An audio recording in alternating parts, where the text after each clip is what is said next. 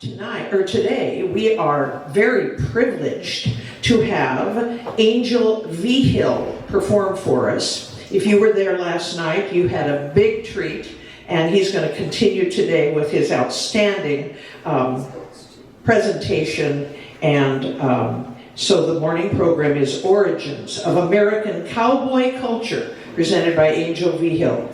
He is a retired chairman of Fine and Performing Arts in the Department and Director of Drama at Colorado Academy in Denver. He is an award-winning author, performer, stage director, and teacher. Angel is the author of 8 award-winning books on Hispanic and Western culture and arts, and he is a Colorado heritage artist storyteller who has performed throughout the nation at festivals, universities, schools, and art centers. His specialty is the oral traditions of the Spanish Southwest, and he is also a member of the Colorado Endowment for the Humanities Chautauqua program for his historical presentation of 5 different historic figures. Ladies and gentlemen, let's welcome Angel Vigil.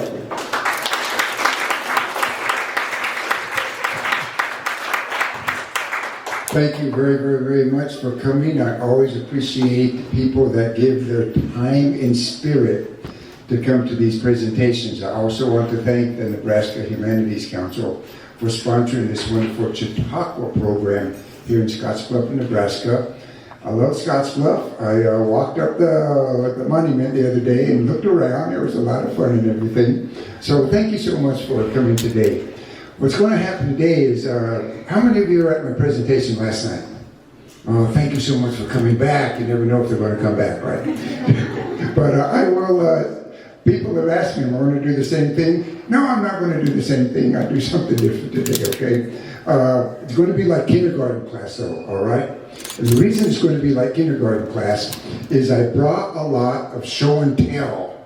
I'm going to pass it around because I think the tactile experience, a lot of things I'm talking about, is the best way to learn something. And then at the end we'll have a little Q&A, and I always love questions and answers. And then the ones I love best, after the Q&A is over, and after we've, gone on to what we're doing, the people that hang out, and I know they always have a question going to challenge me, right? So I like those Q&A after the Q&A with a especially challenging program. And whether they're afraid to raise their hand in public, speak up in public, I don't know. But if you have a really pressing question, seek up to me afterwards and I'll work with you, okay? So let's go ahead and get started. This is about, last night I actually gave a first-person presentation about what it was like on the trail, working with large animals in wide open spaces. First-hand account of what it was actually like day to day, to kind of counter the great mythos that TV and movies have presented us about what the life of the American cowboy is actually like. So today I want to talk a little bit more about the origins of ranch, rodeo, and cowboy culture in the Americas. But first I need to start with some rhetorical questions. And rhetorical questions are questions, of course, they're meant just for a dramatic statement, right? They're meant to provoke thought. So you don't need to answer these questions, but I do want to think about them because there needs to be an answer to these questions. Why was there John Wayne? Why was there Roy Rogers? Why is the Denver football team called the Broncos? Why do we have McDonald's? I passed one on the way here today. Why do we even have McDonald's? Why do we have hamburgers? Why before University of Nebraska football game, I know the tailgating before games are as important as the game itself. People show hours before they spend more time at the tailgate than they do at the actual game. And they're out there cooking their meat and everything like that. Why do we have tailgate parties cooking steak and hamburgers before the big game? Well, the answer to all those questions is simple. It's from a ditty that we used to have when we were children. Nowadays, young kids in schools don't learn it, but of an audience like this, I know a lot of us remember it really quickly. In 1492, Columbus sailed the ocean blue. I saw some of you lipping that when we were talking. 1492, Columbus sailed the ocean blue. That's the reason all those questions are here. That's the answer to all those questions. And the reason is, in 1492, Columbus sails the ocean blue. When the Spanish came to the New World, they brought a lot of aspects of their culture and life with them. One of the things they brought is they brought the Spanish language. You cannot go through the American Southwest without running into a town, people, rivers, mountains, scenic sites without a Spanish name to it. So they brought the Spanish language to us, second most spoken language in America.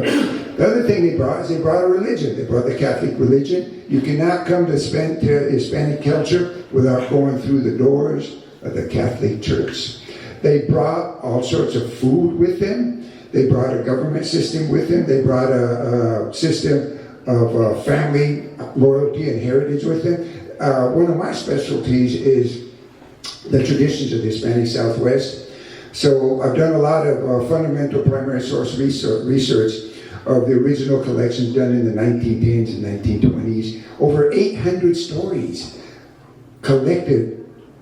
Southern Colorado, northern New Mexico. It's called the Upper Rio Grande Valley. I've written 2 of my books contain 90 of those stories. I can tell stories for 10, 20 hours with never repeating a single story. So they brought all this oral traditions with them also. But for our story today, they brought 2 animals. They brought the horse and they brought cattle. So they brought 2 animals with them. And that was the beginning of the story I'm going to tell today. And that is the answer to all the questions they brought. Because not only did they bring the 2 animals, but they brought 800 years of knowledge of what it's like to work with large animals in wide open spaces. Every single aspect of what we identify as cowboy, rodeo, and ranch culture came from one place and one place only. Came from this man right here, from El Vaquero, who I like to reposition as America's first cowboy.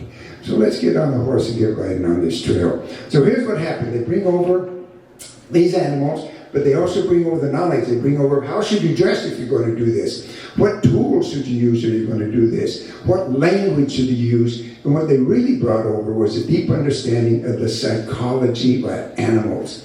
Because if you're going to train animals to be herd animals that work for you, you're going to later on kill them and eat them, and if you're going to train them to help you as a tool to do the work you need to do, you need to have a deep understanding of the psychology of the animal. Because they're wild animals. Their instincts are different than our instincts, and we want to, this is going to sound harsh, but it's true. We want to break their spirit. That's what it's called, breaking the horse, right?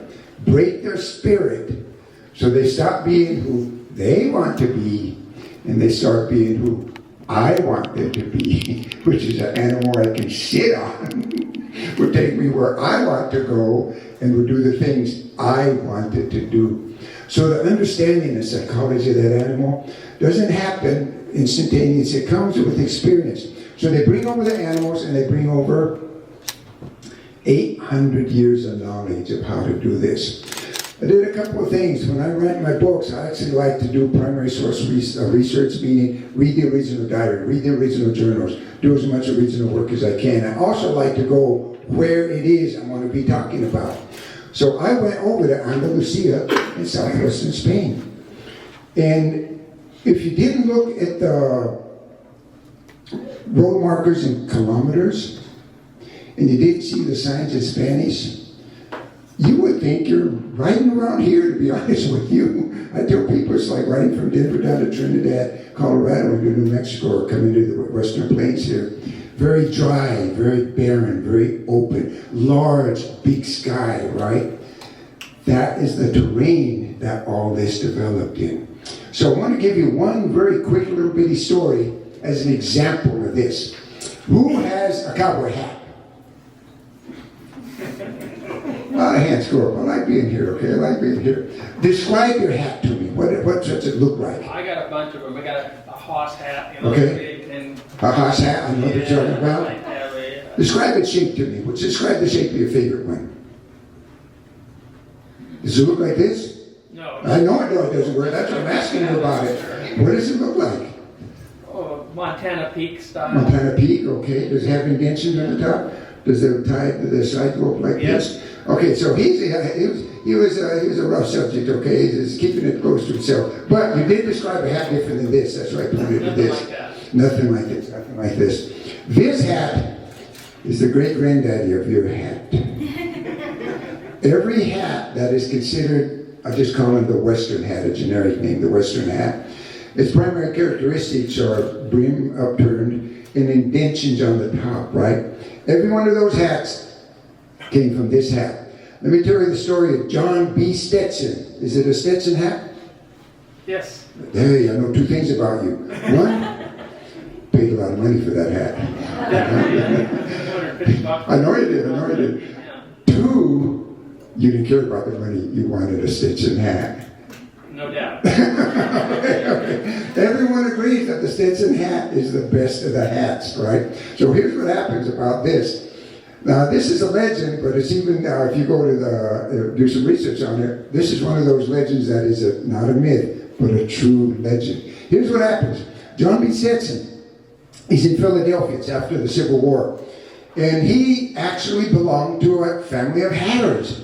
So the family business was making hats out of animal pelt, or felt they call it, but it was beaver skin. That's the best skin you can have for your hats. So he knew how to fashion hats out of beaver skin. And they made the little derby hat for the dandy to wear. They made the stovepipe hat like Abraham Lincoln wore. They made the fancy hat or top hat for the fancy men to wear. He had the art and craft of making hats. But he had a problem. He suffered from consumption. Now, consumption today we call tuberculosis. Now, believe it or not, medicine at that time didn't know the true causes of tuberculosis consumption. So their prescription for the cure was simple. Go west. Horace Greeley, go west, young man, go west. So what happens is, their prescription was simple. Come out west, get away from the polluted industrial air of the East Coast. Come out here, believe it or not, they thought the clean air of the West and sunshine would cure your consumption. So he comes out here to take the cure. He's outside of Denver, is where he's at. And it's a day like today. And these men had never been out in territory like this with big sky and sun beating down on you all day long. They all had the wrong hat. So what happens is after the Civil War, so they had, a lot of them had the soldier's hat. Small little beanie hat, small little brim. Some of them had the farmer's hat, very similar to the soldier's hat. Small little hat, tiny little brim. Some of them had what I just call the Gabby Hayes hat. It's called, actually has a fancy name, the slouch hat. Just a rag thrown on top of your head, right? Only one man had the right hat, the vaquero. And the reason the vaquero had the right hat, it was this hat. This hat had been developed on the wide open plains of Andalusia, southwestern Spain, for men who had to work outside in the sun all day long. Now, we all know the name sombrero. Now, in the Spanish language, any word that ends with ERA, E-R-O, means it for whatever the first part of the word is. So, a sombrero, in the Spanish language, the word sombra means shade or darkness. So a sombrero is something for the shade or darkness. Got a wide brim, shade or darkness on your face, a big crown, air circulation. So the vaqueros walking around with the right hat. Everyone else had the wrong hat. So they're all dying out here, right? So they go up to John B. Hey, John B., I hear you can make hats. I can make hats. There's nothing to it. Can you make that hat? And they pointed to this hat, right? I can make that hat. So here's what the legend says. He made a concoction of beaver and rabbit pelts. And he stirred it up, put the magic sauce in and everything, made this hat for himself. Now he's walking around with a sombrero, a hat for the shade. And now a man comes up to him and says, hey, John B., I gotta have that hat. I'll give you $5 gold piece for that hat. So he sells him the hat. Now, believe it or not, the sunshine and the clean air, John B. started feeling better. So he goes back to Philadelphia, joins the family business again, making hats. You know what he's thinking about? That $5 gold piece is what he's thinking about. Says, that man gave me that $5 gold piece. I can make that hat whenever I want to. So he left the family business, formed his own business, the John B. Stetson Hat Company. In the early part of the 1900s, the John B. Stetson Hat Company was shipping out west 2 million hats a year. Reason is, it was a good hat. You could take water to your horse with it, you could fend the fire with it, you could make your horse go faster with it, roll it up, use it as a pillow if you wanted to, shoot it with a bullet, it still works for you. The John B. Stetson hat became the hat of the plains. His first hat was actually called the Boss of the Plains. Had a big peak like this, had a flat brim also. You can still buy him, it's called the Boss of the Plains. But then he made 2 technological improvements, in my humble opinion. One of them was the brim. I call this the vanity of the 7th grade girl. Oh, I've seen it. Guys don't like it. When I point it out to them, they go, yeah, that was me. If you go to Denver in January for the stock show, you can buy cowboy hats, right? But the felt ones, they come flat brimmed like this. And you steam them while you're there. And the glue that holds us together, this group glue, when you steam it, it gets flexible. When it dries, it gets hard. So this idea that you could personalize your brim became one of the features of the Stetson hat. So that's why I call it vanity of the 7th grade girl. So I've been there, I've seen it like this, I've done it myself. So you're standing in front of the mirror, all your tough old cowboy guys and ranch guys are standing by you, right? And you got the flat brim and you're looking and, well, I don't know, what do you think? What do you think about this one? I don't know if I like it like this. I like mine like this. I like mine like this. No, I like that. No, okay. The vanity of the 7th grade girl. Steam it. And then once the brim is set, you steam it. And then it dries hard.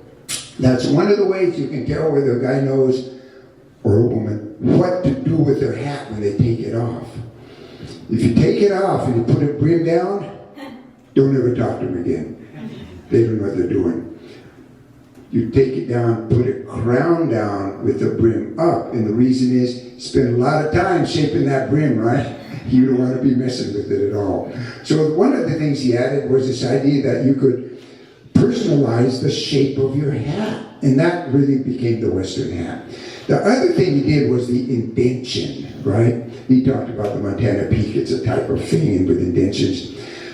I don't like taking this hat off, and the reason is I don't like messing with the brim, you know. And then my hand's not big enough to do this, so I have to take it off like this. So that indention was a great idea. Because then with just 3 fingers, reach up, take your hat off, put it down, and now you're in the house, right?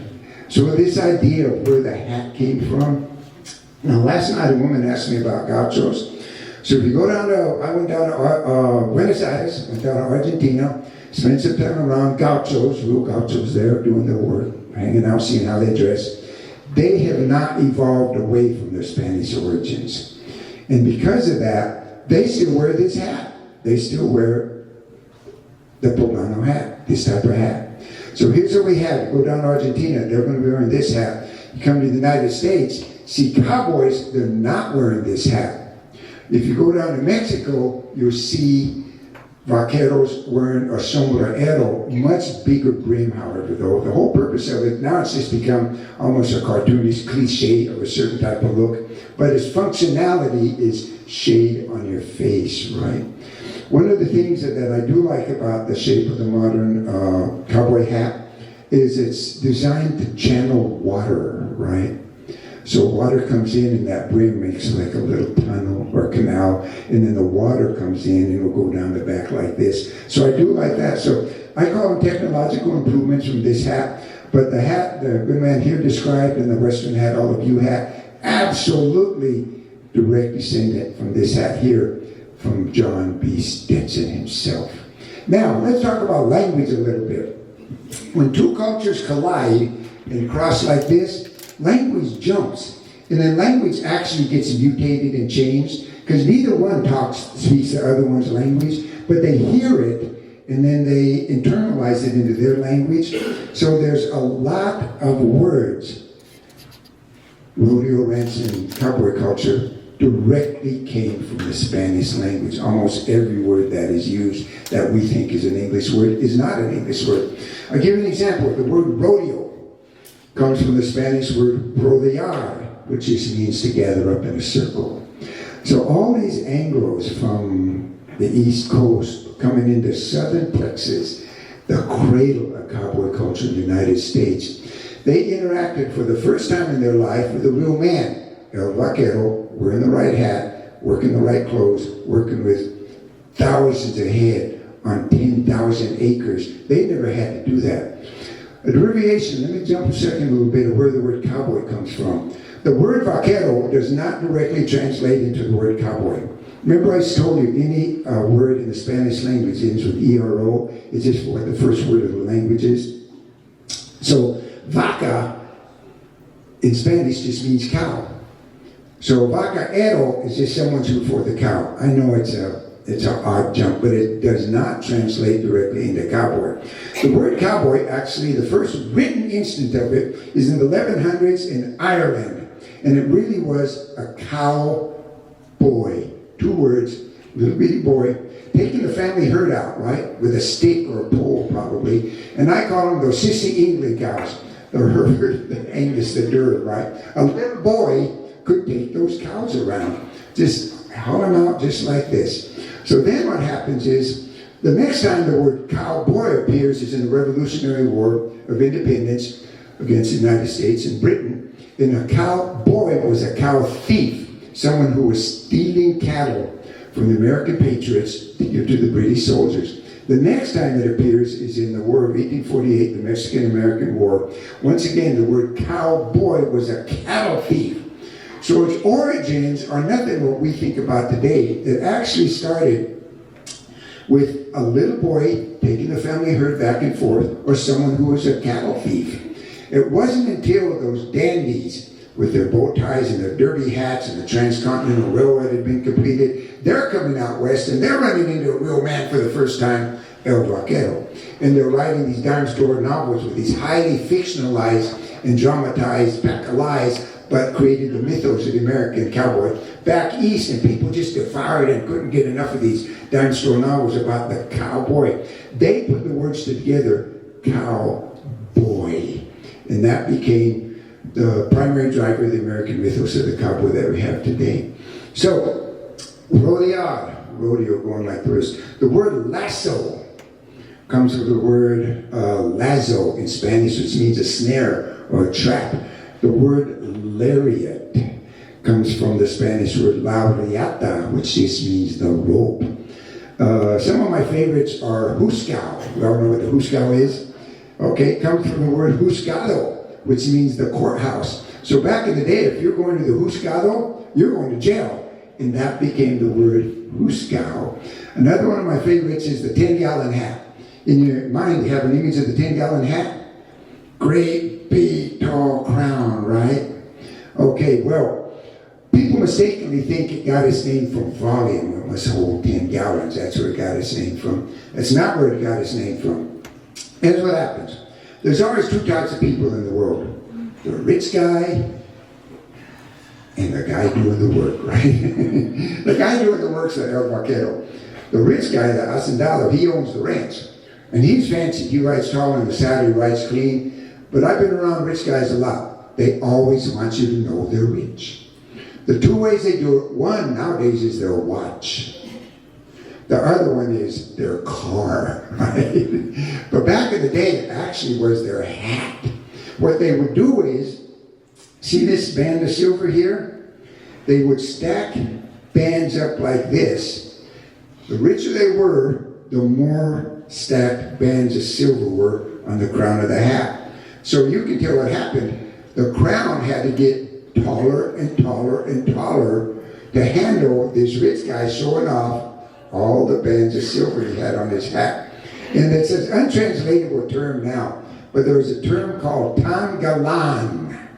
See where I'm going with this? There's a phrase called tangalan, and it means nowadays it'd be cool, dude. Okay. But back then, they'd say that hombre is tangalan. And they'd see the rich man come into town, and he'd have the big hat on with a big crown and all the stacks of silver lined up like this, you know. And they say, oh, that hombre sombrero es tan galán, meaning that hat is cool, dude.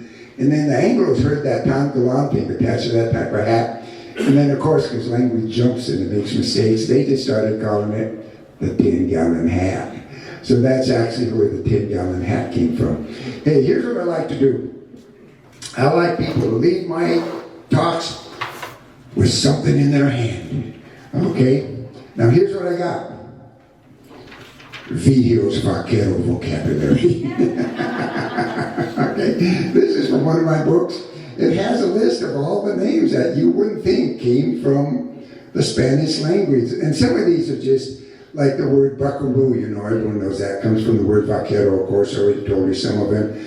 But a word like chaps, you know, that the word like this comes from the Spanish word chaparral, which is where the fish bushes are out there like that. It's almost like a parlor game, but you can look through these and see where literally every single word that's used in the rodeo, ranch, and cowboy culture directly originated from the Spanish vaqueros, talking about their work and people hearing it. So I always bring a bunch of these. I think there's plenty here. Just like in school or in church when you're passing the book around or something. Pass them around, everyone gets one. And then you can look at them while I keep talking. Just pass them around, I ain't brought enough for everybody. But these are just more examples of, again, of how did all this happen? That's the beautiful thing about history. Something always comes from someplace. There's always an origin about someplace. And then that is the way that you can figure things out. Now, I also brought a few other things to show you. Last night, you saw me. I cracked the whip, but I also did this. Hey.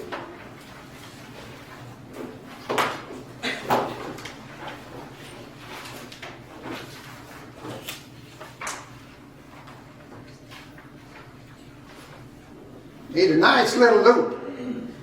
Now this loop actually has a name. Called the Texas flat spin, right? There's a lot of different tricks and everything you can do with rope. So if you're going to do my work, you got to be able to do two things. One, you have to ride a horse.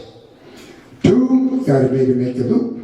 If you can't do those two things, you will spend your whole cowboy career fixing the fence.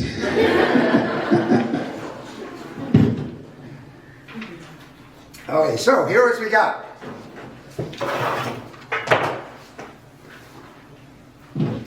Nowadays, if you want rope, you just go to what's called a tack shop. It's got a simple name, the tack store. And that's where they have, I'm sure you have one here in Scottsbluff, believe it or not. And that's where you get all the stuff you need, right? All the hardware you need. But back in the day, you didn't have a tack store. You had to make it yourself. So this is a horsehair rope. They're one of my favorite types of rope. And the reason is they're just pretty. Because horsehair is like human hair. You know, horses come in a lot of different colors. Their hair comes in a lot of different colors. So the braided rope is always going to be colorful. This is one of the most plain one, actually. I've seen with orange and red inside and copper colors and stuff. But so you can make yourself a rope out of horsehair. It's a plenty fine rope. It's not a forever rope. And the reason is horsehair actually is an organic material. It's growing on a mammal, right? So it's eventually going to get weak, stretch, and break on you. But for a rope, it's still pretty good. I'm going to pass this around. Now, I want to warn you ahead of time. It's very, very scratchy, all right? So anticipate that. The end of the rope, right here, you're going to find, if you feel it like this, it's very oily. Now, the reason it's oily is, what's your hair like if you don't wash it for a week? Right? Horses don't shampoo their hair, okay? So this is the natural oils of the animal. It's very oily in there, but when you touch it, it's very, very scratchy. Now, I'm going to just pass it down there and then bring it back up here. Everyone get to check it out. This is a horsehair rope. Now, there's my pride and joy. I don't use it anymore because it's too valuable and I couldn't replace it. This is a leather rope. Now, this rope is long. This rope is, I don't know, it should be 60 feet long. It's braided really, really tight. The people that know how to make this type of rope are dead. It's what's called a lost art form. The people that still braid rope like this, they're artisans now. They're not making them for to use. They're making them for what I call tourist trade, right? And museum trade. They're just making it as artisans. You're going to pay a lot of money for it because this is truly a lost art form because it's not necessary anymore. One thing you're going to notice, now you notice when you have long hair and you want to make a braid and you have 3 braids and you braid them like this. Well, this is braided with 4 strands. So that's to me just, whoa, who was able to do that? They braided 4 strands into something so tight. Now this is woven into it because you're not going to, maybe there's a spot right there. You're not going to get off of a head of cattle or a cow. You're not going to get 60 feet of uninterrupted skin. You're just not. You're going to have to get section by section by section and then weave it all together. So you get 4 strands. You're going to see 4 strands here like this. So this is a really good working rope. Again, it's a great rope. The problem with a leather rope is you're going to see on the end, it dries out. And when it dries out, getting brittle is the wrong word, but it kind of represents what I'm talking about. It's going to dry out and it's going to crack on you. It's going to eventually tear. So you have to treat it all the time. Nowadays, you go to the store and you just get some leather oil, right, and your tanning oil, and you're just greasing it up all the time. Back in the day, animal fat, animal brains. Those are the 2 things. And brains are a very oily substance. In fact, Native Americans, when they were working a lot of animal skins, they'd always use the brains of the animal. So animal fat, tallow, or animal brains would be a fat substance you could use on this here. So pass that around, check that out. Now, I brought this. This is the modern rope. That's why you don't need a horsehair rope. That's why you don't need a leather rope anymore. Just go to the tack store, tell them how many feet you want. They cut it for you. They burn it for you. They shape it for you. When you feel the end of this, it's going to feel like cotton string or something. This is plastic.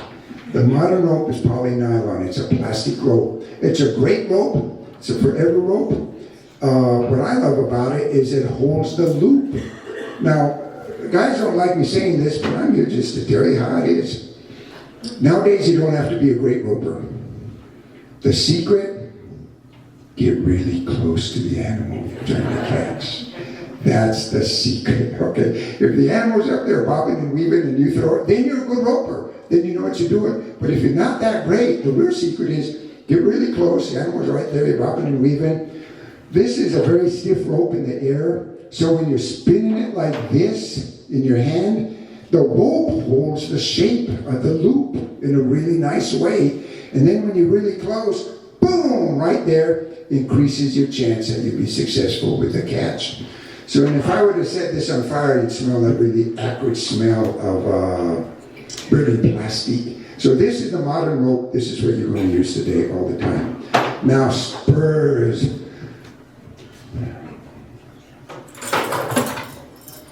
Let me tell you about the spur. So we got the spur right here.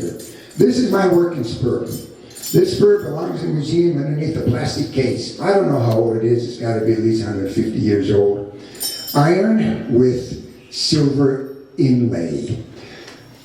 The silver mines in Mexico, really plentiful, produce a lot of wealth. Even today, some of the best jewelry you can find out of Mexico is going to be silver jewelry. So something as functional, right, and every day as a spur would be totally inlaid with silver. It's just an amazing process. And then the rowel. Now the rowel is very similar to the Spanish conquistador rowel. It's very big. This is a Spanish rowel. And then has these, I call them the fish hooks, hanging down like this. And they make a sound when you walk like this. Now, I'm a vaquero. I got the blood of vaqueros in my veins. I've spent a lot of time on ranch and rodeo and cowboy culture. So I can say whatever I want about it. Someone wants to argue with me, let's talk outside, okay? So what happens is this. There's a reason we wear tight pants all the time. There's a reason we got the cool hat. There's a reason we got the cool jacket. There's a reason we wear the spurs. You know what that reason is? Ay, que suave. I don't even need to translate. We want to look tangalan, right? Is how we want to look. So that's the reason. I mean, these are work clothes, of course, you know, but there's a reason I like the tight pants and the spurs, right? Ay, que suave. Now, here's the deal, and I know this is true. I write books and everything. People disagree with me all the time. That's okay with me. One of the main functions of academicians is to argue with another college professor. And I always tell them the same thing. Hey, write your own book, okay? This is the conclusions I came to from my understanding of the history I've studied. You came to a different conclusion. Support your conclusions. I've supported mine. And that makes for lively discussion is what it really does. So there's a lot of discussion of the purpose of these, right? These little dangly things here. I think one of the purposes is we like walking around sounding cool. They make a cool sound when you walk. You don't spend much time walking because it's troublesome. But if you do have to walk a little bit, it's going to sound cool. The idea that I love the best, however, is you're always in ground. Scorpions, tarantulas, rattlesnakes, right? They don't want to bite you. If they know you're there, they're going to clear out. So this, the way it curves down with the little, they're called parejas. They actually have a name, these, the fish box. The way they go down like this, you just put it over there when you're done. The way it goes down like that, it creates a vibration in the ground, and it lets all these dangerous animals, scorpions, tarantulas, rattlesnakes, they let them know a human being is walking here, so there's a safety warning aspect over this. That's my favorite explanation of why these are on there. But you'll see them on true Mexican vaquero spurs, and I think they're super cool. So start that one there. I actually have two of these spurs, so this one, I'll start on this line back over here like this. Now, oh man, I gotta bring these bad boys out. This is a spur. Okay? Now if you go down to Argentina, to Buenos Aires, the gauchos, they're going to be wearing this spur. Now this is a true gaucho spur from Buenos Aires. Now, again, this is something the conquistadores would have been wearing. A lot of rowels on it, spiky rowels, big rowel. What's cool about this spur is it's very ornate in its stamping. It's silver nickel is what it is. It's not like iron or silver anyway like the other one. This is silver nickel. But this represents the influence of Moorish culture on Spanish culture. The Moors ruled Spain from 711 to 1492. Coincidentally, the same year Columbus sailed the ocean blue was the year the Spanish finally at the Alhambra in Madrid kicked the Moors out of Spain. So almost 800 years the Moors were in charge of Spain. If you go around Madrid especially, you're going to see all these incredibly ornate buildings reflecting Moorish culture's design aesthetic, very ornate. So these spurs, with all their fancy hand stamping like this, directly influenced by Moorish culture. The problem with these spurs is they're too heavy. If you put them on, they're going to drop down like this. They're way too heavy. So what you need is,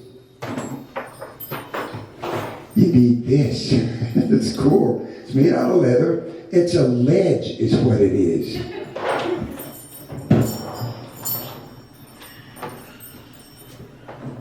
And what you do is this. You got the ledge. Put the ledge on your boot first. Then you put the spur on the ledge. And you actually need both of these in order to wear this spur. So go ahead, pass this around. Check this out.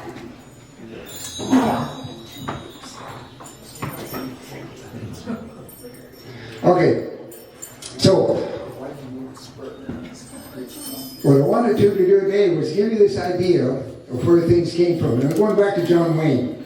Now, the American cowboy, the mythos of the American cowboy, the dominant narrative of the spirit and values of America that we have exported to the world. I like to describe the cowboy, coming from the vaquero, That's not how I use some of these terms. A man who looks you in the eye when he's talking to you.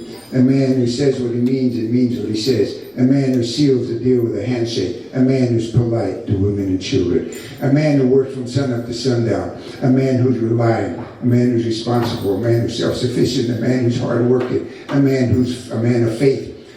Everything important about the American culture is represented by the American cowboy. Now to talk about John Wayne, right? Got a picture of him in your head? He's a sissy. You know what his real name is? Marion. Roy Rogers. Sissy. You know what his real name is? Leonard. Now I'll tell you straight out, Marion and Leonard, I'm not making fun of those names. Some parent gave those boys the name Marion and Leonard. Those are really good names, but not for an American hero.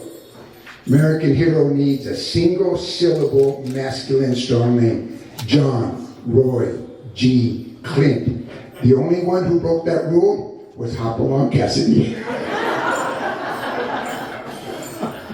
So I just trying to let you know, everything we know about cowboy culture and everything, it's a lie. Fed to us by screenwriters and producers and directors in Hollywood, in TV and movies, presenting an image of what we have and everything, okay? So, let's go a little, I could keep going, we all know that. But let's jump to some Q&A, okay? Got some questions and answers you want to explore with me? Don't be shy. Yes? In the 1800s, did the cowboys or the heroes wear any of the hats that were sort of like the modern day cowboy hat? Or they all wear that kind of hat? You know what? This is interesting because I didn't bring a slideshow today just because it's another complication and slideshows are really good for information. But sometimes when I bring a slideshow for this show, I do bring some images, photographic images from the earlier part of the 1800s. You know, photography had to be developed. The other image we have, of course, are Remington and Russell, men who actually drew drawings and paintings of people. The vaquero hat was one of the main hats. Believe it or not, even after the Stetson hat had been developed out west, men did not wear what we considered the Western cowboy hat very much. If you look at a picture of the James Gang and those guys and everything there in the studio, they had what we would just call a regular hat on, right? A lot of them actually wore the derby hat. It's something we wouldn't connect with people, men wearing out west. They wear the derby hat. They wear a version of what we might call the fedora hat. It wasn't until, honestly, Stetson's company started making the hats, and then movies created a type of image. The black hat, the white hat, the cowboy hat, the good guy, the bad guy, the cowboy hat. That what we know about 100 years ago, the cowboy hat became solidified as a particular style with a particular lifestyle in a particular region of America. So in the 1800s, the answer would have been no. Any other questions? Yes? What about the boots? Oh, the boots are cool. I love the idea of the boots. Now, my boots, I wore this boot on purpose. This outfit is very, very accurate for about the 1750s. In the Denver Art Museum, and you can look it up online, his name is James Walker, W-A-L-K-E-R. The Denver Art Museum, and I've done shows in front of that picture because they've asked me to come in this costume. It's a big picture. My arms aren't big enough to do it, and it's a painting. And he comes out west, and actually goes out to California and runs into the California vaqueros. And this painting is of a group of vaqueros lassoing a bear is what they're doing. And then this new book I did, I used another one of his pictures for El Vaquero, of a man riding tall in the saddle, dressed really fancy and everything. They're all wearing the vaquero hat like this. And they're wearing this exact outfit. In fact, this outfit is modeled after the James Walker picture. This outfit was made for me when I died. I don't know what's going to happen to it. It's custom made for my size and shape. So what happens is, I go to this man out in Netherland, Texas. He makes costumes for TV shows and movies out of animal skin. This is deer skin. Historically accurate. So I showed him the picture of the James Walker painting, especially the back. And I said, can you make this for me? They said, yeah. I said, I'm sorry. I paid him ahead of time. He said, don't call me, I'll call you. He's a busy man. 6 months later, he calls me, come and get your outfit. So the whole idea of what we're wearing and the hat and everything, photographic evidence, or the paintings of George Russell, Remington, of course, and James Walker would be a good example. They're the only way we know about what people really wore, what they really looked like back in the day. Yes? The boots. I was getting to the question. Even my daughter said, Dad, just answer the question. They say you think you just keep talking and talking and talking, then you answer the question. Okay, I can't help it. The boots. These boots, coffin toe boots.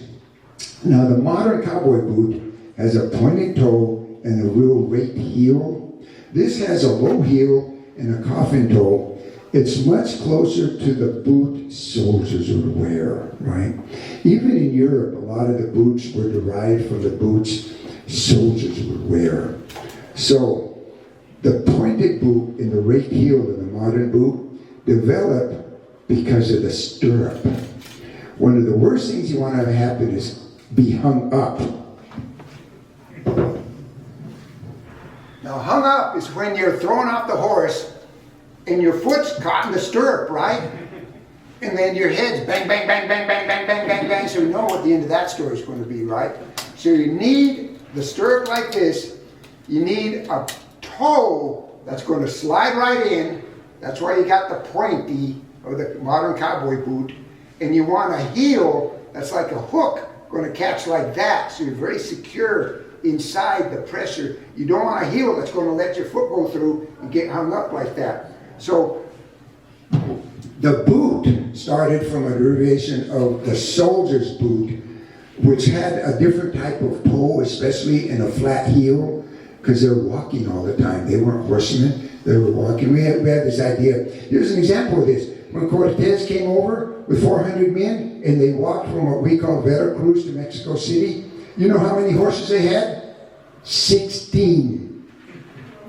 Cortez and the Capitanos, the captains, rode on the horses, but over 380 men walked those hundreds of miles. So they had walking soldier shoes. Only in the modern era, kind of like similar to how the modern cowboy hat developed, did the modern cowboy boot develop, again in a functional design. So that's a quick little overview of the boot, but it's specifically why I wear the coffin toe boot, because back in my day with this, they didn't wear what we would consider the modern boot at all. Okay. We got time for one more question. What's the story on chaps? Oh, here's what we got going here. Got to cover your leg. Or they also have some for your arms, they're like gauntlets. And they also have, they're called botas. They're little shin coverings made out of leather. They just cover your shin like this.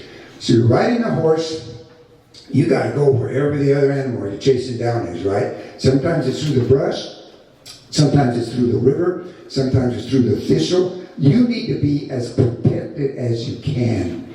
I've ridden Harley Davidsons for 55 years.